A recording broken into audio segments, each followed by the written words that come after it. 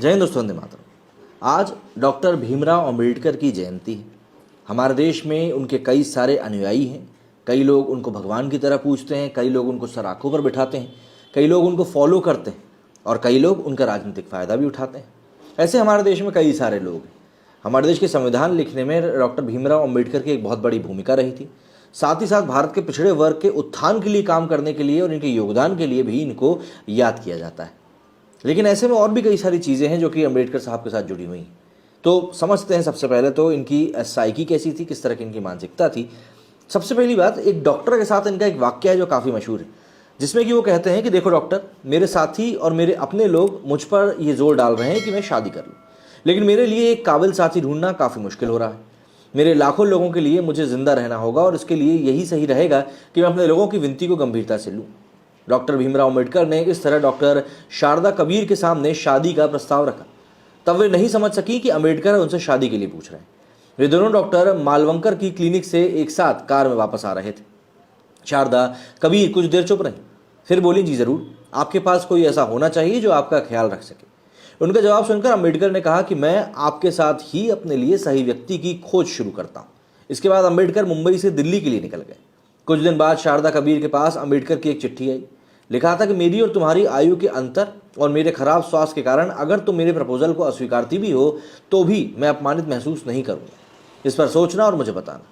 एक पूरे दिन और पूरी रात सोचने के बाद शारदा कबीर ने हाँ में जवाब दिया। इस तरह 15 अप्रैल 1948 को अंबेडकर ने शारदा के साथ दूसरी शादी कर ली। शादी के बाद शारदा कबीर को लोग सविता अंबेडकर के नाम से भी जानने लगे।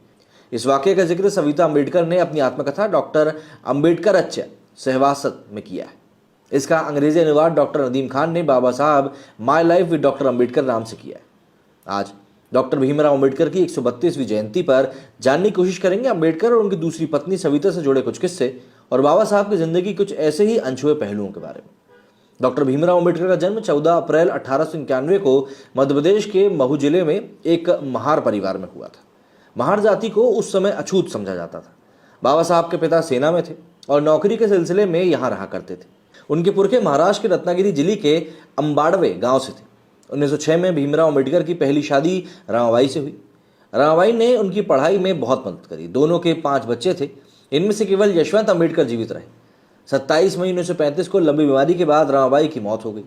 27 जनवरी 1909 को जन्मी शारदा, मतलब कि भीमराव अंबेडकर शादी के बाद जो सविता बन गई, एक मध्यम वर्गीय सारस्वत ब्राह्मण परिवार से ताल्लुक रखती थी। उनके पिता इंडियन मेडिकल काउंसिल के रजिस्ट्रार भी थे। शारदा ने 1937 में मुंबई से MBBS की डिग्री हासिल करी।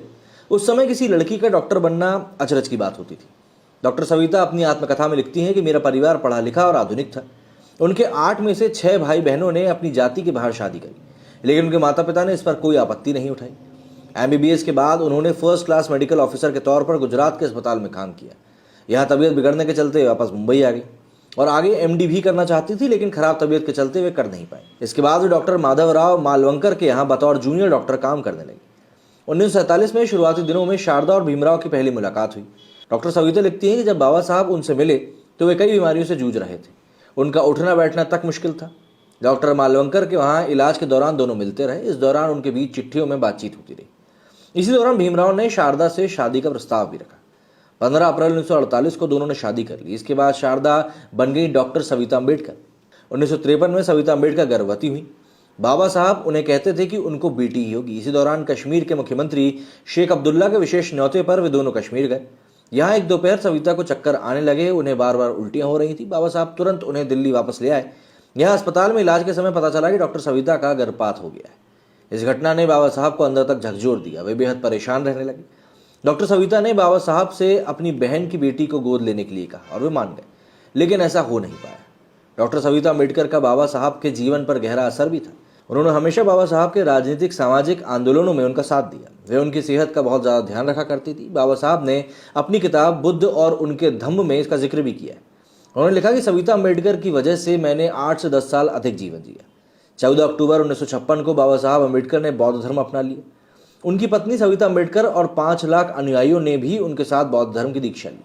इस बारे में डॉक्टर सविता अपनी आत्मकथा में बताती हैं कि मैं विनम्रता से ये दर्ज करना चाहती हूँ कि यदि मैंने उन्हें नागपुर की धर्म परिवर्तन सभा के लिए प्रोत्साहित ना किया होता तो वो ऐतिहासिक घटना कभी नहीं होती। अम्बेडकर अपने ज़माने में भारत के सबसे पढ़े लिखे व्यक्ति थे। उन्होंने मुंबई के एल्फिंस्टन कॉलेज से बीए किया था। इसके बाद उन्होंने कोलंबिया विश्वविद्यालय और लंदन स्कूल ऑफ इकोनॉमिक्स से पीएचडी की डिग्री ली। उस समय बाबा अम्बेडकर के पास भारत में किताबों का सबसे बेहतरीन संग्रह था। मशहूर किताब इनसाइड एशिया के लेखक जॉन गुंथेर ने लिखा है कि 1938 में मेरी राजगृह में अम्बेडकर से मुलाकात हुई तो उनके पास 8,000 किताबें थी। उनकी मृत्यु होने तक ये संख्या 35,000 हो चुकी थी। बाबा साहब अपनी किताबों में किसी को भी पढ़ने के लिए उधार नहीं देते थे। वे कहते थे कि जिसे भी किताब पढ़नी है वे उनके पुस्तकालय में आकर पढ़ सकता है। वे पूरी रात किताब पढ़ते रहते और सुबह सोने जाते। केवल 2 घंटे सोने के बाद वे सुबह में कसरत करते, इसके बाद नहाकर नाश्ता करते और फिर अपनी कार में कोर्ट जाते। इस दौरान वे उन किताबों को पलट रहे होते थे जो उस दिन उनके पास डाक से आई हुई होती थी।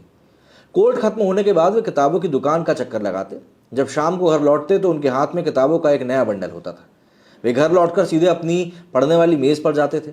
उनके पास कपड़े बदलने तक का समय नहीं होता था। उनकी बागवानी के किस्से विदेशों तक मशहूर थे। एक बार ब्रिटिश अखबार डेली मेल ने उनके गार्डन की तारीफ की थी। उनसे अच्छा और सुंदर बगीचा दिल्ली में उस समय किसी के घर में नहीं था। वे अपने कुत्तों को भी बहुत पसंद करते थे। कभी कभी छुट्टियों में बाबा साहब खुद खाना बनाते थे। उन्हें मूली और सरसों का साग पकाना बहुत पसंद था। वे किसी तरह का नशा या धूम्रपान नहीं करते थे। बहुत साधारण सा खाना खाते थे। उन्हें बाहर जाकर खाना बिल्कुल पसंद नहीं था। उनका मानना था कि बाहर जाने आने में बहुत समय बर्बाद होता है। अपने जीवन के आखिरी दिनों में उन्होंने वायलिन बजाना सीखना शुरू किया था। करीब 9 साल की उम्र में बाबा साहब अपने भाई और बहन के बेटों के साथ पिता के पास सतारा गए। पिता ने उन्हें चिट्ठी लिखकर बुलाया था। उन्होंने कहा था कि वे मैसूर रेलवे स्टेशन पर अपने चपरासी को भेज देंगे। जब बाबा साहब स्टेशन पहुंचे तो उन्हें कोई लेने के लिए नहीं आया। स्टेशन मास्टर ने उनसे पूछा कि वे स्टेशन पर क्यों रुके हुए हैं। उन्होंने पूरी बात बताई। वे सभी अच्छे कपड़े पहने थे और ठीक तरह से बात कर रहे थे, तो इस तरह स्टेशन मास्टर को लगा कि वो लोग किसी अच्छे घराने से। स्टेशन मास्टर उनकी परेशानी से काफ़ी दुखी हुआ। हालांकि ये ज़्यादा समय नहीं रहा। कुछ ही देर में उनसे पूछा कि आखिर वो कौन है, तो बाबा साहब ने बिना सोचे समझे कह दिया कि हम महार हैं। ये सुनते ही उसके चेहरे का रंग उड़ गया। वो तुरंत वापस चला गया। उनके अछूत होने के कारण कोई गाड़ी वाला उन्हें ले जाने के लिए तैयार नहीं था। वे ज़्यादा पैसे देने के लिए तैयार थे, लेकिन कोई अपवित्र होने के लिए नहीं था। एक गाड़ीवान दोगुने किराए से इस बात पर राजी हुआ कि गाड़ी बाबा साहब हाँकेंगे और वे साथ में पैदल चलेगा। इसके बाद भी उनका सफ़र आसान नहीं रहा। रास्ते में रात हो गई और उन्हें बीच में रुकना पड़ा। बाबा साहब ने टिफ़िन से खाना खाया, लेकिन उनके पास पानी नहीं था। पास ही नदी थी, लेकिन वो बेहद गंदी थी।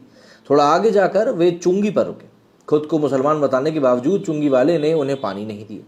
बाबा साहब अपनी आत्मकथा वेटिंग फॉर वीज़ा में इस घटना का जिक्र करते हुए लिखते हैं, उस घटना से मुझे ऐसा झटका लगा जो मैंने पहले कभी महसूस नहीं किया था। उसी से मैं छुआछूत के बारे में सोचने लगा। बीबीसी को दिए अपने इंटरव्यू में बाबा अम्बेडकर बताते हैं कि मैं 1929 में पहली बार गांधी से मिला था। एक कॉमन दोस्त थे जिन्होंने गांधी को मुझसे मिलने के लिए कहा था। गांधी ने मुझे खत लिखा कि वो मुझसे मिलना चाहते हैं, इसलिए मैं उनके पास गया और उनसे मिला। ये गोलमेज सम्मेलन में भाग लेने के लिए जाने से ठीक पहले हुआ था। लंदन की राउंड टेबल कॉन्फ्रेंस में जाने तक महात्मा गांधी को लगता था कि डॉक्टर भीमराव अम्बेडकर एक ब्राह्मण है जिन्हें अछूतों की चिंता है। इससे पहले अम्बेडकर गांधी से मिलने पहुंचे। गांधी जी इस समय अपने शिष्यों से बातचीत कर रहे थे। पहले तो उन्होंने बाबा साहब की तरफ देखा भी नहीं। बाद में उनसे बात करते हुए कहा कि मैं अपने स्कूल के समय से अछूतों की समस्या के बारे में लगातार सोचता रहा हूँ, तब आप पैदा भी नहीं हुए थे। इस पर अम्बेडकर ने कहा कि अछूत होने की वजह से मेरे पास कोई घर नहीं। कांग्रेस अपने काम के लिए गंभीर नहीं है। अगर वो गंभीर होती तो कांग्रेस का सदस्य बनने के लिए खादी पहनने की अनिवार्यता के साथ छुआछूत नहीं मानने की भी शर्त रखती। किसी भी इंसान को कांग्रेस का सदस्य बनने की इजाज़त नहीं होती है जो अपने घर में कम से कम किसी एक अछूत को काम पर ना रखे, किसी अछूत बच्चे को पढ़ाने की जिम्मेदारी ना ले, किसी अछूत बच्चे के साथ हफ्ते में कम से कम एक बार खाना ना खाए। अगर ऐसा होता तो अछूतों के मंदिर जाने पर कांग्रेस कमेटी के सदस्य जो विरोध जताते हैं, आप उसे अनदेखा नहीं करते। उस समय पर महात्मा गांधी को इस तरह की बात कहना वाकई में एक बहुत बड़ी बात माना जाता था। लेकिन बात वही है कि बाबा अम्बेडकर के अपने काफ़ी ज़्यादा संघर्ष रहे, जिसके कारण कई सारे पिछड़े वर्गों के उत्थान का काम उन्होंने किया है। आपका इस बारे में क्या कहना है, कमेंट करके जरूर बताइएगा। मेरे स्टूडियो फिलहाल इतना ही। जय हिंद, जय भारत।